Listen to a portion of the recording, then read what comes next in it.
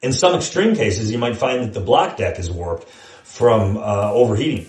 And if that were the case, you'd either have to replace it with a new block or have the block machined as well. Of course, I didn't believe that was going to be the case for Darrin, because he was very responsible about cutting the engine off as soon as he noticed it overheating every time, and pulling over, letting it cool down, and then making it home without overheating. But you're pretty deep in at that point, so you want to check before you put everything back together. So even in our case, we got some accurate straight edges and some feeler gauges, and we checked for the flatness of the deck. Because if it's not within spec, then the new head gaskets aren't going to seal, and you're going to have all kinds of problems. And of course, I was right. His responsible behavior and attention to detail absolutely saved him the expense and hassle of pulling the rest of the hitch. So something else of interest is that the head gaskets used on this vehicle, and honestly on, as far as I know, pretty much all modern vehicles, are, instead of composite, which is the older style head gasket, they're MLS, multi-layer steel.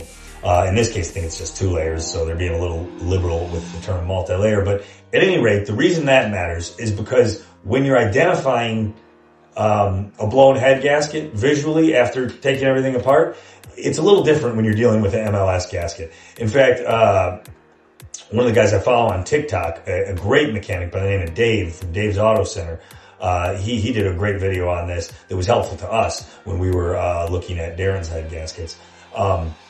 He pointed out that unlike with a composite head gasket, where you'll just clearly see a breach in the gasket, if it's blown, you'll see the area that's blown out. An MLS gasket blows a little bit more subtly.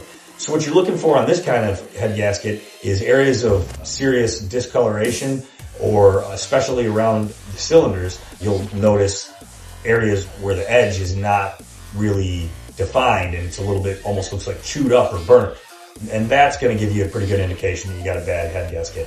When you compare Darrin's head gaskets to the head gaskets in Dave's video, I think that they're probably not quite as bad, but they look like they're going bad, which makes sense because the pressure test that I did in the cooling system and the compression check that the mechanic shop did down the road, as well as all of their computer diagnostics equipment, none of that showed a blown head gasket. So even though this one doesn't look like it's in great shape, that isn't really the core cause of why he was overheating when he was overheating. So I believe what's going on with Darrin's vehicle is that it's got that classic head constipation. There's probably a clog somewhere in this head.